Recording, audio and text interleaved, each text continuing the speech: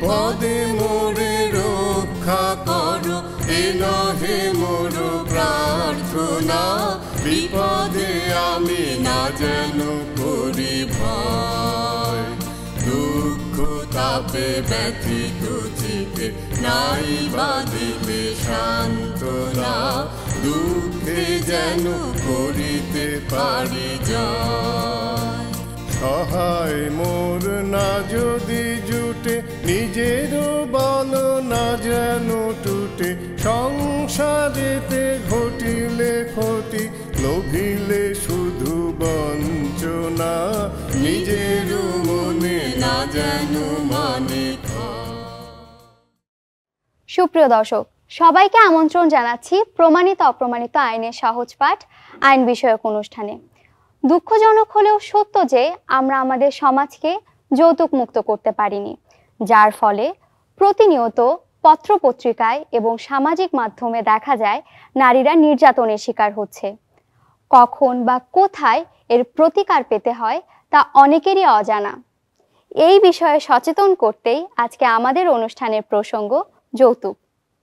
আমাদের অনুষ্ঠানের দুটি অংশ থাকছে। প্রথম অংশে থাকছে নাটিকা এবং এর পরের অংশে থাকছে প্রাসঙ্গিক আলোচনা।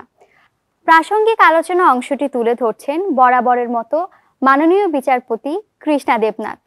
প্রিয় দর্শক, এবার চলে যাচ্ছি এই পর্বের নাট্যাংশে।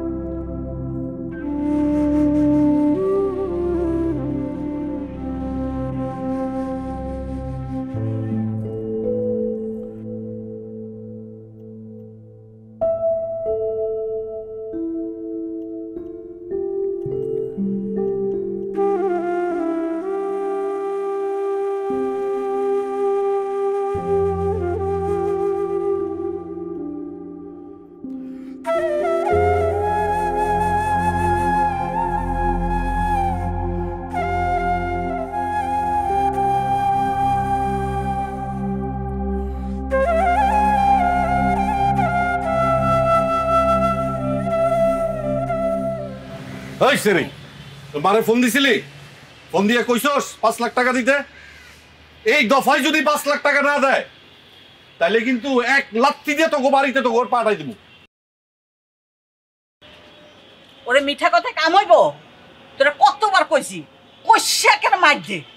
মাইয়ার গায়ে মারের দাগ দেখলে শ্বশুরের হাতে এমনি এমনি খুলবো।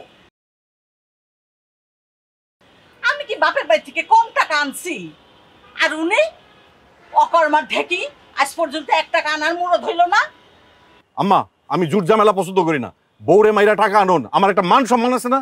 এই সেমরি, এতদিন ফকিরের মতো টাকা আনছোস, আর ফকির আমি সহ্য করবো না। 5 লাখ টাকা আনবি, নাইলে কিন্তু আমি আরেকটা বিয়া করবো। আমার বাপটা অসুস্থ, ভাইয়ের চাকরি বাকরি নাই, এরা টাকা দিব কই থেকে? আমার নিজের শরীরটাও ভালো না, জ্বরে গাটা পুড়ে যেতেছে। সামাল মিয়া, মায়ের শরীর খারাপ, ওর সাথে তুমি এমন করতেছো কেন? থামেন আপনি। আমার বউ আমি বুঝবো, আমার বউ আমি টাকা চাবো, যৌতুক আনবো। আপনার এত কিসের লাগে?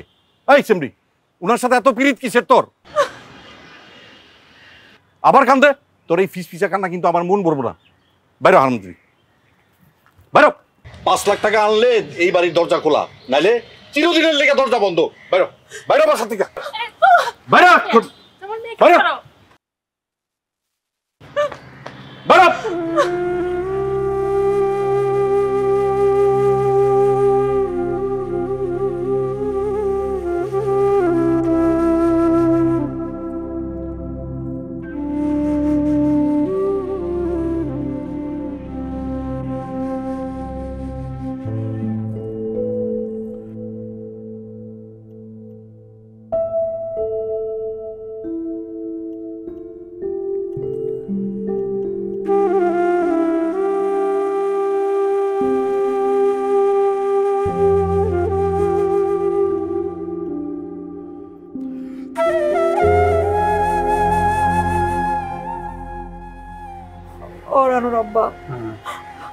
রানুর এখন কি হইব?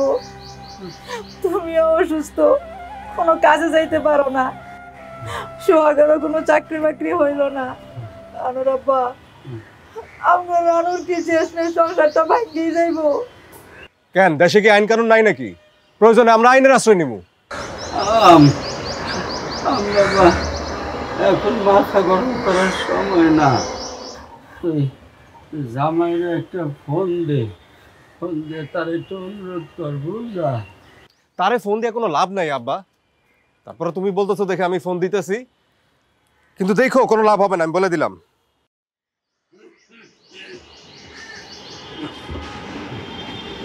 হ্যালো জামাল ভাই, ভাই আমি সোহাগ ভাই। আপনি তো জানেন যে আব্বা আজকে মেলা দিন ধরে অসুস্থ, আমারও চাকরি বাকরি নাই। একটু যদি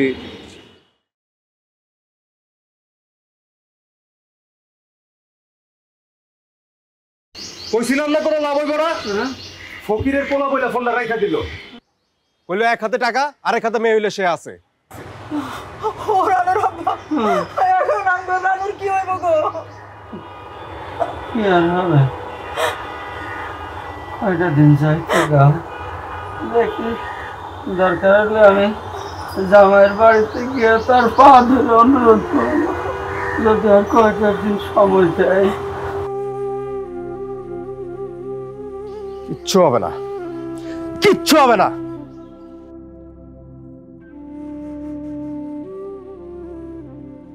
জানার মা, মেয়েটার মুখের দিকে তো তাকাইতে পারি না।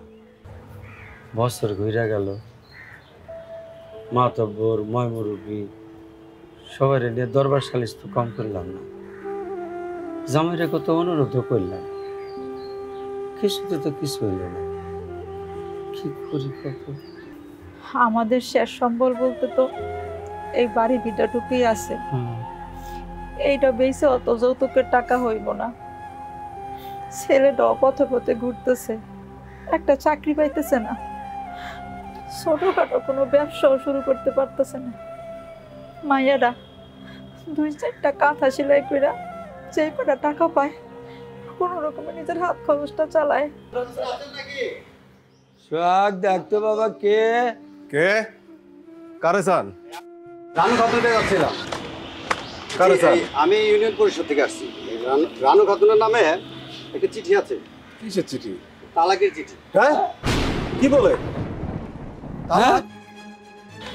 ভাই, এই যে এখানে একটা সই করে আপনার তালাকের কাগজটা নিতে হবে।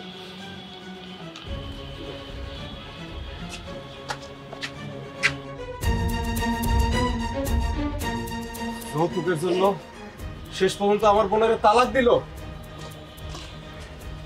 আল্লাহ, আব্বা আমি তোমার আগেই কইছিলাম মামলা করো, এইভাবে হইতে পারে না। আমরা আজকেই শহরে যাই, টাকার একটা ব্যবস্থা হইবই। আমার বন্ধুর বড় চাচা উকিল, আমার বিশ্বাস সে মামলাটা কম টাকায় নিবে। আজান যা, তুই রানুরের লয়া যাও উকিল সাহেবের কাছে, দেখ কিছু করতে পারিস কিনা। দেখ, রানুরের লয়া যা।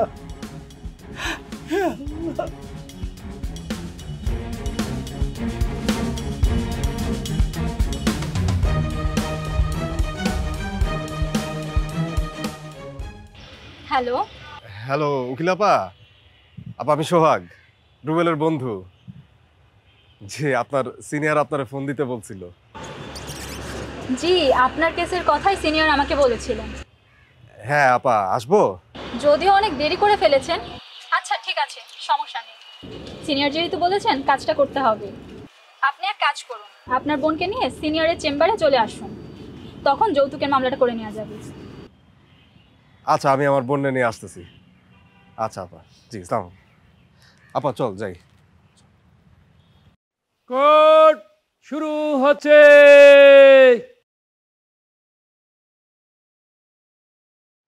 রানু খাতুন বনাম জামাল শেখ মামলা শুনানির জন্য প্রস্তুত। শুরু করুন বিজ্ঞ আইনজীবী। ইয়োর অনার, আমার ক্লায়েন্ট রানু খাতুনের সাথে ইংরেজি 18 ফেব্রুয়ারি 2020 তারিখে জামাল শেখের বিবাহ হয়। বিবাহের সময় রানু খাতুনের বাবা খাট, বিছানাপত্র, বাসনকুসন, মোটরসাইকেল এই সব কিছু ছাড়াও নগদ 20,000 টাকা জামাইকে দেয়। বিয়ের 2-4 মাস পর থেকেই আসামি জামাল রানু বেগমকে অত্যাচার শুরু করে যৌতুকের জন্য। রানু বেগম কান্নাকাটি করে তার গরিব বাবা মা কখনো 5,000 কখনো 10,000 টাকা দিয়েছে জামাইকে, কিন্তু কিছুদিন থেকে জামাল বলেছে 5 লক্ষ টাকা না দিলে সে আবার বিয়ে করবে। সর্বশেষ ইংরেজি 23 এপ্রিল 2021 তারিখে জামাল 5 লক্ষ টাকা যৌতুক দাবি করে রানুকে তার বাবার বাড়িতে পাঠিয়ে দেয়। রানুর পরিবার সালিশ দরবার করে, কোনো কাজ হয় না। 1 বছর এইভাবেই চলতে থাকে। রানু আশায় বসে থাকে কখন তার স্বামীর সুমতি হবে, কিন্তু গত 23 এপ্রিল 2022 তারিখে জামাল একটি তালাকনামা পাঠিয়ে দেয়। এরপরে রানু আসামির বিরুদ্ধে যৌতুকের মামলা করে। সাক্ষী দিয়ে দিন। সাক্ষী রানু খাতুন হাজির।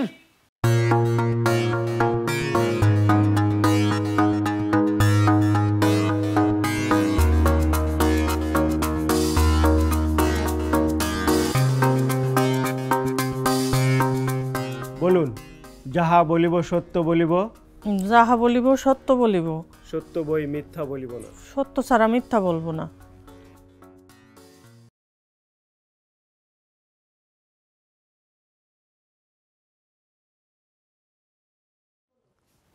আপনি কেন এই মামলা করেছেন মহামান্য আদালতকে বলুন।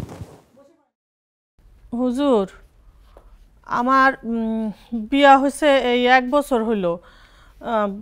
এর মধ্যে আমার স্বামী কয়েকবারই যৌতুক চাইছে। আমাগো তো অবস্থা অত ভালো না, টাকা কিছু কিছু দিছি, এখন কয় 5 লাখ টাকা দিতে হইব। 5 লাখ টাকা কই থেকে দিব? আমার বাপ তো অসুস্থ। বিজ্ঞ আইনজীবী জেরা করুন।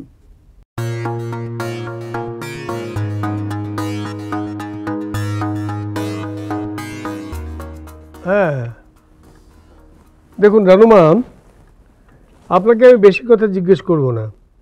তা এতদিন তো আপনি আপনার স্বামীর বিরুদ্ধে মামলা করেন, তালাক দেওয়ার পরে এখন আপনি মামলা করছেন, তাই না? হ্যাঁ হুজুর, হ্যাঁ, আশা করছি সব আপনি নোট করছেন। তা শুনুন রানু, এই যে যৌতুক চাওয়ার ব্যাপারটা একেবারে মিথ্যে, বানানো। আপনার স্বামী আপনাকে তালাক দিয়েছে আপনি আপনার বাপের বাড়িতে পড়ে আছেন বলে। আপনি সহ্য করতে না পেরে মিথ্যে অজুহাতে এই মামলাটা করেছেন। That's all your honour. সাক্ষী জোলেখা বেগম হাজির।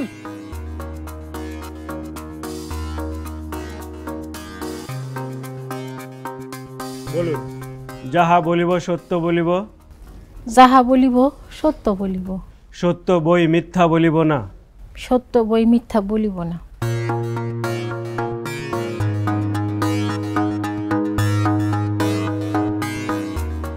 আচ্ছা জুলেখা বেগম, আপনি তো জামাল শেখের পাশের বাড়িতেই থাকেন, তো সেদিন কি ঘটেছিল তা মহামান্য আদালতকে বলুন।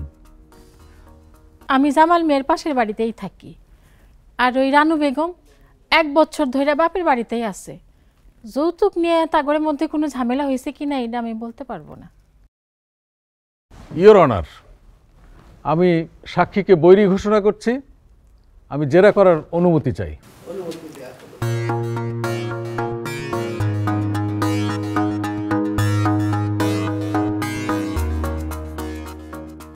দেখুন জুলেখা বেগম, আপনি খুব ভালো করেই জানেন জামাল মিয়া রানু খাতুনের কাছ থেকে 5 লাখ টাকা দাবি করেছে। আপনি জামালের পাশের বাড়ির লোক বিধায় এখানে মিথ্যা সাক্ষ্য দিয়েছেন। বিবাদী জেরা আছে কিছু? No your honour.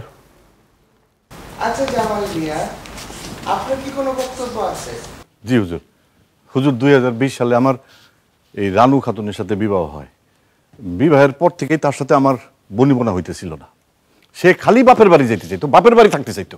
আমি তার বহুত সাদাসাদি করি, কিন্তু সে এক পর্যায়ে বাপের বাড়ি চলে যায়। আমি মুরব্বীদের কাছে বিচার দিছি, মাতবর ধরছি, কিন্তু কোনো কাজ হয় নাই। হের বাদে হুজুর আমি যখন ওই তালাকের নোটিশ পাঠাইছি, এই তালাকের নোটিশ পাইয়াই হের মাথা খারাপ হয়ে গেছে। হ্যাঁ, মিথ্যা মামলা সাজায়া, মিথ্যা যৌতুকের মামলা সাজায়া এই আদালতে আমার নামে বিচার দিছে। হুজুর আমি ন্যায্য বিচার চাই। আগামীকাল রায়। কোর্ট শুরু হচ্ছে। রানু খাতুন বনাম জামাল মিয়া মামলার রায় ঘোষণা।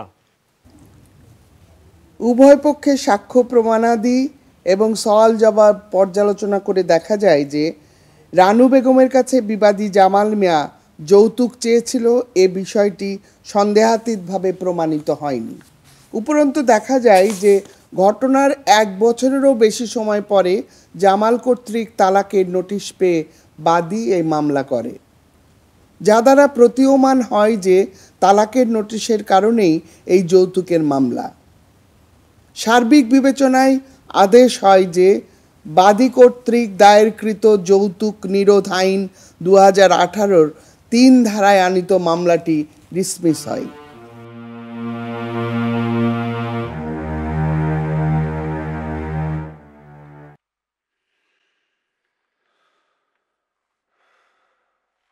ও রানুর বাপ যৌতুকের দাবিতে ম্যাডারে তারাই দিল। এখন কি হইব, আমরা কি করব? কি আর করবো? মামলা করবো। দেশে কি আইন কানুন নাই নাকি? বাজান রে, মামলা করতে তো মেলা টাকা পয়সা লাগে, আমরা এত টাকা পয়সা কই পাবো? আব্বা তুমি কোনো চিন্তা করো না, আমাকে দেশে এখন জেলা শহরে গরিব গলিগা অফিস আছে, ওই লিগাল এইড না জানি কি কয়, ওইখানে গেলে গরিব গলিগা বিনা পয়সায় মামলা করা যায় সরকার থেকে। আমরা বুবুরে নিয়ে ওইখানেই যাই। যা যা বাজান, দেখ কি করা যায়। ম্যাডাম, আমার বুবু 1 বছর আগে বিয়ে হয়েছিল জামাল ভাইয়ের সাথে, কিন্তু বিগত কয়েক মাস আগে আমার বুবুরে বাড়িতে পাঠাই দিছে, দিয়া 5 লাখ টাকা চায়। এখন ম্যাডাম আমরা তো অসহায় মানুষ, কি করবো একটু কোন? দেখুন, আপনাদের সব কথাই শুনলাম, কাগজপত্রও দেখলাম। আমার মনে হয় আপনাদের মামলাটা খুবই তাড়াতাড়ি করা জরুরি, কারণ যে কোনো সময় জামাল আরেকটা বিয়ে করে ফেলতে পারে, অথবা আপনাকে তালাকও দিয়ে দিতে পারে। সেই ক্ষেত্রে বিষয়টা অনেক জটিল হয়ে যাবে। আমার অফিসে এই মামলার সব ধরনের খরচ বহন করবে। মনে রাখবেন, সরকার কর্তৃক এই লিগ্যাল এইড অফিস পরিচালিত হয়। আপনাদেরকে কোনো ধরনের টাকা পয়সা খরচ করতে হবে না, আমি সব ব্যবস্থা করছি।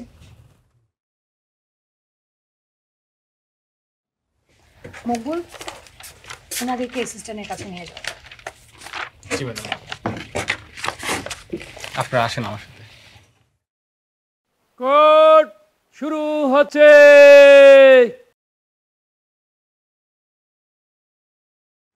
রানু খাতুন বনাম জামাল শেখ মামলা শুনানির জন্য প্রস্তুত।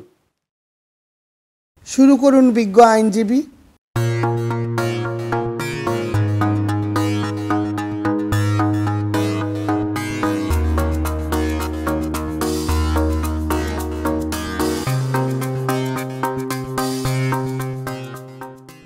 সাক্ষী দিয়ে দিন। সাক্ষী রানু খাতুন হাজির।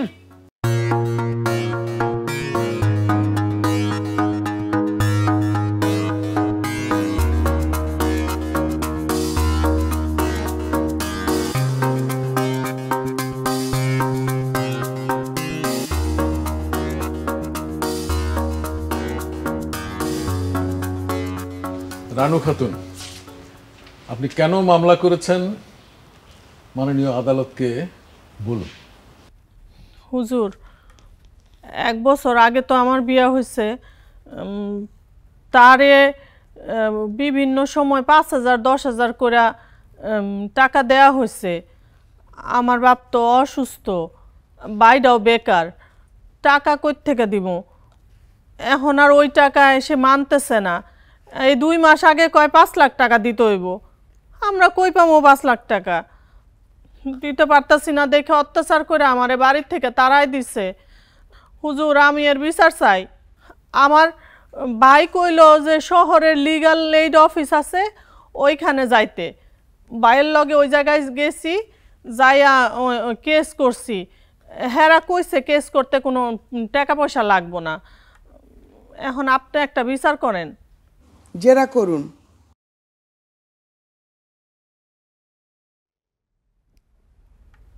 দেখুন রানু বেগম, প্রায় 1 বছর হলো আপনার বিয়ে হয়েছে। জি। তা আপনি শ্বশুরবাড়িতে কতদিন ছিলেন, নাকি আদৌ ছিলেন না? আমি ওইখানেই ছিলাম। হ্যাঁ 2 দিন পর পর যৌতুক চায়, কই থেকে দিমু? আমার বাপ তো অসুস্থ, ভাই তো বেকার। 2 মাস আগে 5 লাখ টাকা চাইছে, কইছে না দিতে পারলে আবার বিয়া করব। দিতে পারতেছি না দেখা অত্যাচার করে বাইর করে দিচ্ছে। আরে থামুন থামুন, আপনাকে এত কথা তো আমি জিজ্ঞেস করিনি। এবার আমার কথা শোনেন, আপনার সংসারেই মন নেই, খালি বাপের বাড়ির দিকে নজর। আপনি তো স্বেচ্ছায় বাপের বাড়ি চলে গেছেন। আপনার কাছে জামাল শেখ কখনোই যৌতুক চায়নি, কিংবা সে তো আপনাকে তাড়িয়েও দেয়। এই কথা সত্য না হুজুর? আমার আর কিছু জিজ্ঞেস করার নেই, ইওর অনার। পরের সাক্ষী দিন। সাক্ষী জুলেখা বেগম হাজির।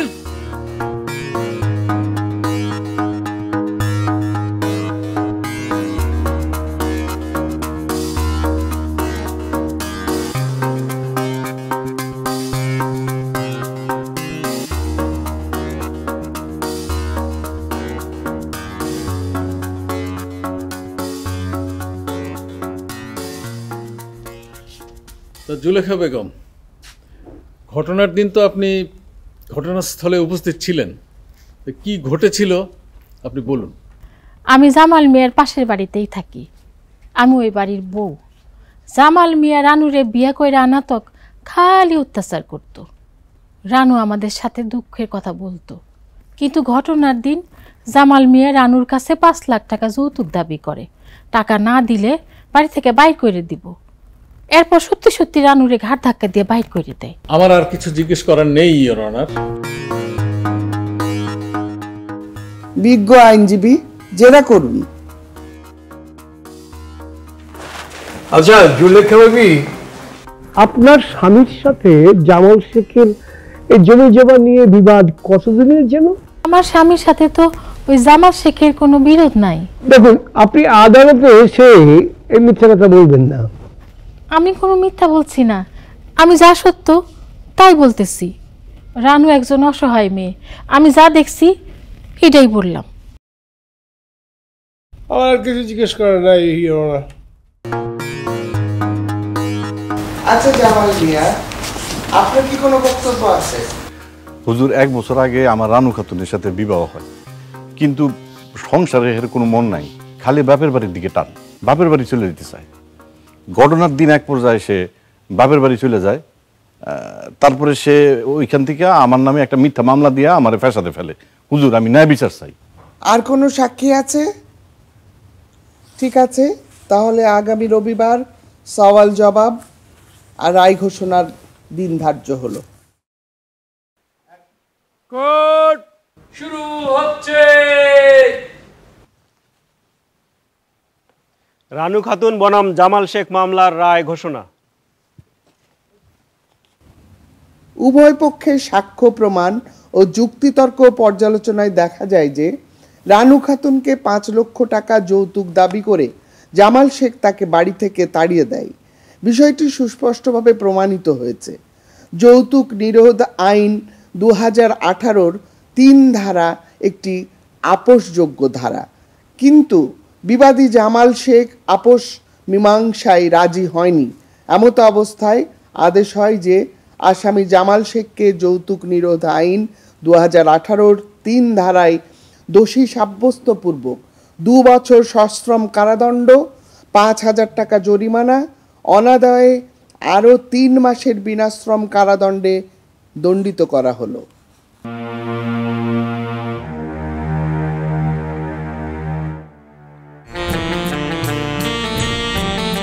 সুপ্রিয় দর্শক শ্রোতা, আইন বিষয়ক অনুষ্ঠান প্রমাণিত অপ্রমাণিত আইনের সহজ পাঠে আপনাদেরকে আমন্ত্রণ জানাচ্ছি। আজকে আমাদের সাথে অতিথি হিসাবে উপস্থিত আছেন বাংলাদেশের প্রথম মহিলা ব্যারিস্টার রাবেয়া ভূঁইয়া। আমাদের পাশে আছে আমাদের জয়ী, সে আমাদের সাহায্যকারী হিসাবে কাজ করছে। আমরা আজকে আমাদের বিষয়বস্তু হলো যৌতুক বিষয়ক সমস্যা। আমরা একটি নাটকে দেখলাম যে যৌতুকের একটি ঘটনা ঘটেছে, সেই ঘটনায় সে বিচার পায়নি, আবার একই ঘটনায় সে বিচার পেয়েছে। প্রমাণিত এবং অপ্রমাণিত, এই যে প্রমাণিত অপ্রমাণিতর যে একটি গোলকধাঁধা, এটার থেকে বেরিয়ে আসার জন্য আমরা সহজভাবে সহজ করে কথা বলে নাটক দেখিয়ে সাধারণ মানুষের কাছে যেতে চেষ্টা করব। এটাই আমাদের এই অনুষ্ঠানের মূল লক্ষ্য। যৌতুক নিয়ে নাটকটি দেখলাম, এটি কিন্তু গ্রাম বাংলা না, শুধু শহরেরও একটি খুবই ঘরে ঘরে এই সমস্যা কিন্তু আছে, তাই না? এই যে যৌতুক নিয়ে প্রতিটি ঘর ভেঙে যাচ্ছে, বা যে যৌতুক একটি ব্যাধির মতো আমাদের সমাজে ঢুকে গেছে। আমরা যতই চেষ্টা করি না কেন এটার থেকে মুক্ত হতে, এটার থেকে কিন্তু মুক্তির আমি জানি না কিভাবে পথ আছে। মেয়েরা যতদিন সচেতন না হচ্ছে, মেয়েরা যতদিন নিজের পায়ে না দাঁড়াচ্ছে, যতদিন স্বাবলম্বী না হচ্ছে, আমার মনে হয় ততদিন এই যৌতুকের ব্যাধি কম বেশি থাকবেই। তো সেক্ষেত্রে একজন সমাজ সচেতনতার দিক থেকেও যদি আপনি বলতে চান, তাহলে সেখানে মেয়েদের একটা বিষয় আছে, যৌতুকের করাল গ্রাস থেকে নিজেকে মুক্ত করার একটি পথ হিসেবে কিভাবে এটা সচেতনতা সৃষ্টির মাধ্যমে আমরা সেখান থেকে মুক্তি পেতে পারি। আমরা আজকে এই আলোচনাটা আমরা যাদের জন্য করছি, সাধারণ মানুষের জন্য। তাদের কাছে যখন যৌতুক চাইবে কেউ, এবং কিভাবে সেখান থেকে তাদের মুক্তি পেতে হবে, কিভাবে তারা বিচার পাবে, সহজ করে আমরা নাটকে দেখিয়েছি। আমরা আরও সহজ করে আলোচনার মাধ্যমে তাদের কাছে পৌঁছাতে চাই। আমরা যেটা চেষ্টা করেছি, আমরা এই নাটকটি নিয়ে আমাদের জয়ী এটা নিয়ে রিসার্চ করেছে, কিছু প্রশ্ন জোগাড় করেছে। আমরা সেই প্রশ্নের মাধ্যমে আলোচনা করে দেখি আমরা এই দর্শকদের সামনে যেতে পারি কিনা, তাদের কাছে পৌঁছাতে পারি কিনা। আমরা কিছু প্রশ্ন জোগাড় করেছি, এখন জয়ী আমাদেরকে এই প্রশ্নগুলো বলবে। জয়ী, তুমি তোমার প্রশ্নগুলো আমাদেরকে জানো। জরিপের সাহায্যে আমরা আপনাদের কিছু প্রশ্ন পেয়েছি, আমি এখন সেই প্রশ্নগুলো উপস্থাপন করছি। আমাকে যৌতুকের দাবিতে বাড়িতে পাঠিয়ে দেওয়ার পরপরই তালাকের নোটিশ দিয়েছে, আমি কি এখন যৌতুকের মামলা করে প্রতিকার পাবো? যৌতুকের মামলাটা করতে গেলে স্ত্রী হিসাবে তার তালাকের আগে, অর্থাৎ তালাক দিয়ে দিয়েছে, এখানে 90 ডেজের মধ্যে সে তাকে মামলা করতে হবে। নাটকে যেটা দেখিয়েছি যে যৌতুকের দুটো ভাগ দেখিয়েছি। একটা দেখিয়েছি যৌতুক চাওয়ার পর সে বাড়িতে গেছে, সে অপেক্ষা করছে কবে তার স্বামী আবার ফিরিয়ে নিয়ে যায়, কিন্তু দেখা গেল যে যৌতুকের তালাকের নোটিশটা পেল 1 বছর পর, তখন সে যৌতুকের মামলা করলো। তো এই ধরনের হলে হয় কি, কোর্ট তখন ভাবে যে তালাক দিয়েছে, এই কারণেই সে মামলাটা করলো। ঠিক যৌতুকের বিষয়টি তখন আর প্রধান বিষয় হিসাবে সামনে আসে না আদালতের কাছে।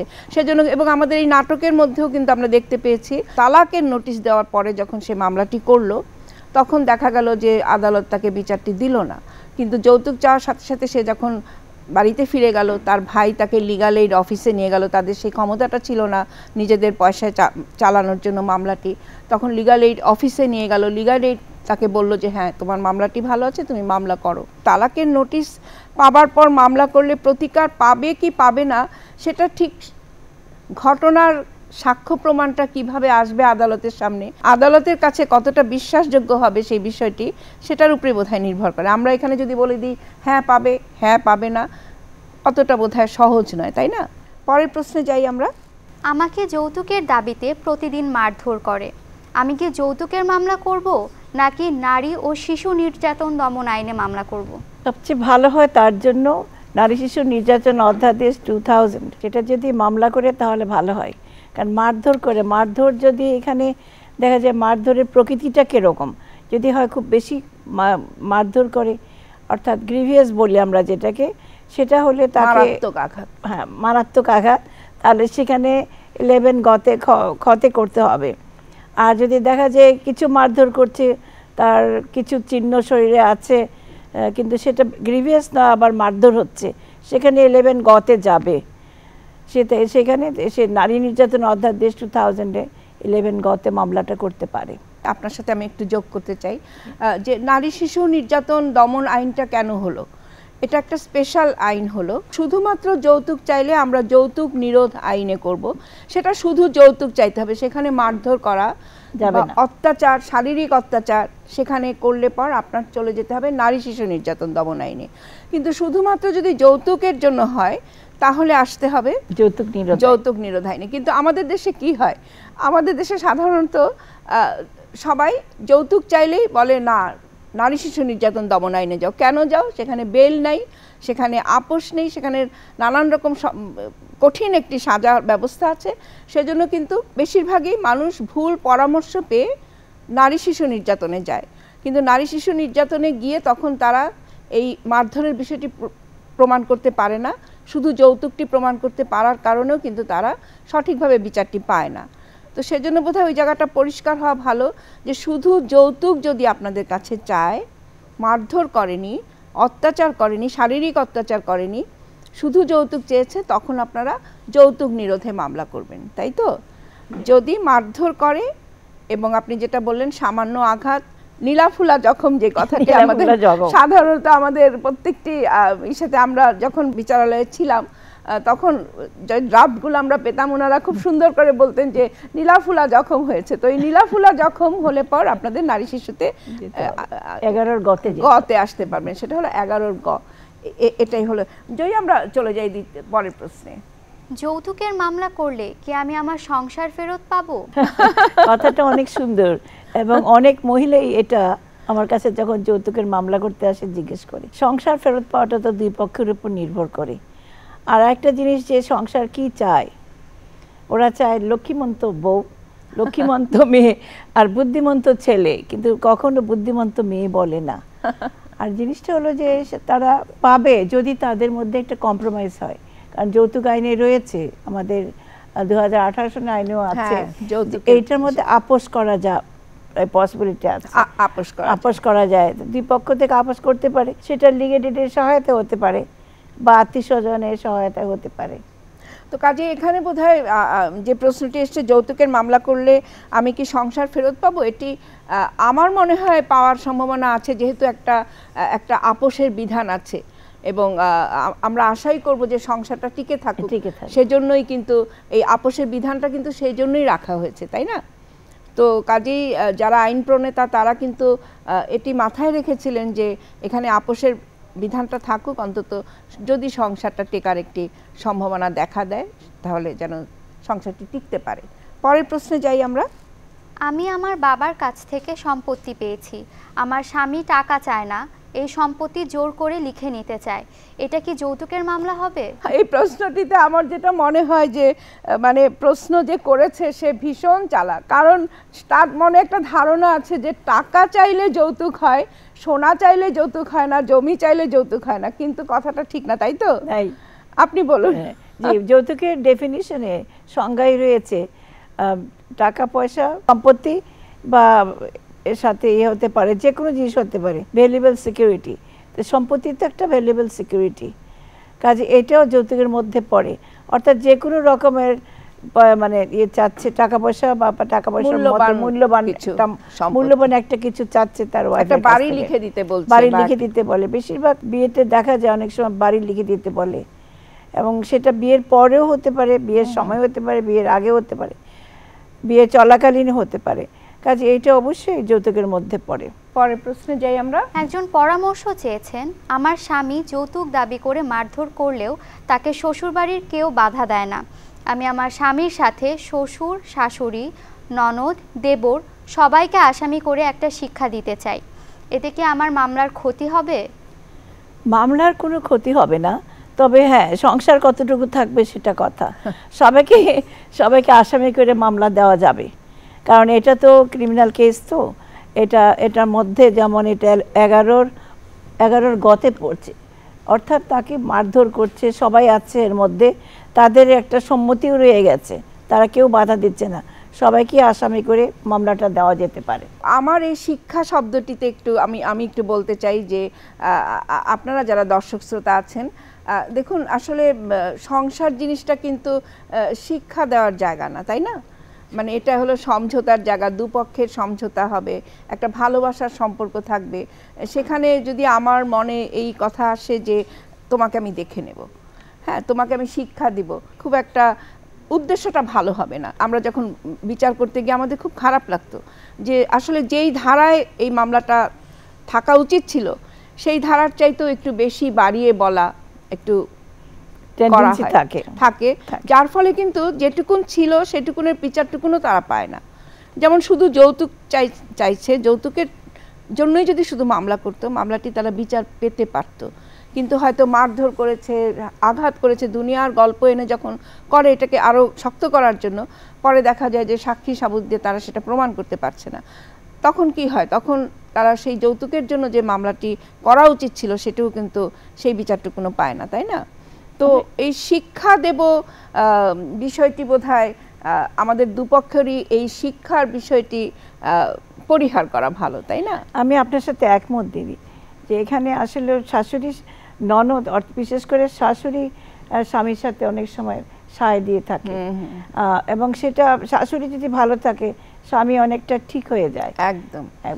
কিন্তু বেশিরভাগ ক্ষেত্রে দেখা যায় শাশুড়ির দাবিটা যৌতুকের জন্য বেশি শক্ত থাকে, এবং বেশি করে শাশুড়িই চায়, স্বামীর চাইতে বেশি শাশুড়ির দাবি যে কেন আমার বাড়িতে সোনার গয়না বেশি করে নিয়ে আসলো না, টাকা পয়সা দিল না, এগুলি। এখানে আমাদের এই নাটকেও কিন্তু তাই হয়েছে।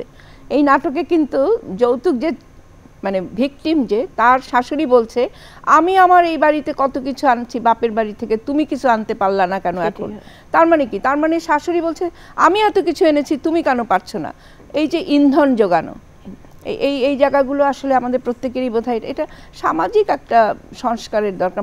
আমরা যতদিন পর্যন্ত নিজেদেরকে সেভাবে তৈরি করতে না পারবো, আমাদের সবার একটু মানে শাশুড়ি বা যারা থাকেন মেয়েরা অন্তত এই জিনিসটা খেয়াল রাখা উচিত। সেই আমরা একেবারে শেষ প্রশ্নে চলে যাই। জয়ী, তুমি প্রশ্নটি করো আমাদেরকে।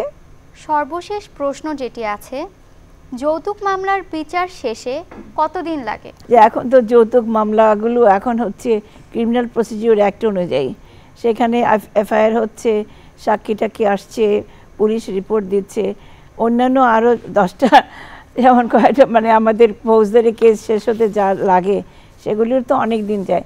তবে আমার মনে হয় এই বিষয়টা আমাদের দিদি যিনি আছেন উনি তো সুপ্রিম কোর্টের সব জায়গায় ছিলেন, উনি জানেন কতদিন লাগে, কারণ ওনারাই দেখেন বিচারগুলি ওনারাই সম্পন্ন করেছেন। এখন দিদি আপনিই বলেন কতদিন লাগবে। এখানে আমি আমার একদম ব্যক্তিগত একটা অনুভূতির কথা ব্যাখ্যা করতে পারি। সেটা হলো যে আমি যখন অ্যাপিলেট ডিভিশনে কাজ করছিলাম তখন দেখতে পেলাম যে আমরা একটি সিভিল মামলার শেষ বিচারটা দিতে, যখন এটা তো সর্বশেষ আদালত তাই না আমাদের অ্যাপিল ডিভিশন, তখন আমার খুব অবাক লাগতো যে শেষ বিচারটা যখন আমি শেষ জাজমেন্টে আমরা সিগনেচার করছি, দেখা গেছে যে 30 বছর আগে প্রথম মামলাটি হয়েছিল, হ্যাঁ দেখা গেছে 25 বছর আগে এবং 40 বছর আগে। তো কাজে কতদিন লাগবে? কারণ এটা হয় কি একটা আদালতে এক পক্ষ হারলে আরেক আদালতে যায়, তারপর আরেক আদালতে, তারপরে আরেক আদালতে, এই যে এতগুলো ধাপ আছে এবং শেষ পর্যন্ত দেখতে চায়, লড়তে চায়। এবং শেষ বিচারটা কিন্তু এই পৃথিবীতে যদি এই কোর্ট কাচারিতে কতদিন লাগবে এটা বলাটা আমার মনে হয় কারোর পক্ষে সম্ভব না। আমার মনে হয় ধরে নিতে পারা যায় যে একটি মামলা শুরু হলে, এ ধরনের মামলা 10 বছর থেকে 30 বছর একটি ধারণা নিয়ে বোধহয় আগানোই ভালো। এই জন্য বলছিলাম যে দর্শক শ্রোতা আপনারা আদালতে আসুন, মামলা করুন, কিন্তু এই বিষয়গুলো ভাবুন যে না করে নিজেদের মধ্যে আপোষ করে যদি করা সম্ভব হয় তাহলে সবচাইতে ভালো। আমাদের আলোচনা আজকে একদম শেষ পর্যায়ে আমরা চলে এসেছি। ব্যারিস্টার রাবেয়া ভূঁইয়া, আপনাকে পেয়ে অনেক ধন্যবাদ, আপনি এসছেন আমাদের মাঝে। জয়ী, তোমাকেও একটি ধন্যবাদ জানাচ্ছি, একটু তুমি এত কষ্ট করে প্রশ্নগুলো জোগাড় করেছো। দর্শকদের যোগাযোগের ঠিকানাটি তুমি একটু বলে দাও। আইন সংক্রান্ত সকল বিষয়ে প্রশ্ন করতে আপনারা আমাদের ফেসবুক অফিসিয়াল পেজ ভিজিট করতে পারেন। ফেসবুক অফিসিয়াল পেজের ঠিকানা www.facebook.com/btv.gov.bd। আমাদের ইউটিউবের ঠিকানা www.youtube.com/@BangladeshTelevision-BD। আজকের অনুষ্ঠানটি আমরা এখানেই শেষ করছি। আপনাকে অনেক ধন্যবাদ, আপনি আপনার মূল্যবান সময় দিয়েছেন এবং দর্শক শ্রোতাদেরকে বলছি আপনারা আমাদের এই অনুষ্ঠানের সাথে থাকুন, আপনাদের সাথে আমরা আছি। ধন্যবাদ। বিপদে মোরে রক্ষা রক্ষা করো এ নহে মোর প্রার্থনা বিপদে আমি না যেন করি ভয় দুঃখ তাপে ব্যথিত চিতে নাই বাঁধিলে সান্ত্বনা দুঃখে যেন করিতে পারি জয় সহায় মোর না যদি জুটে নিজেরও বল না যেন টুটে সংসারেতে ঘটিলে ক্ষতি লোভিলে শুধু বঞ্চনা নিজের মনে না যেন মানে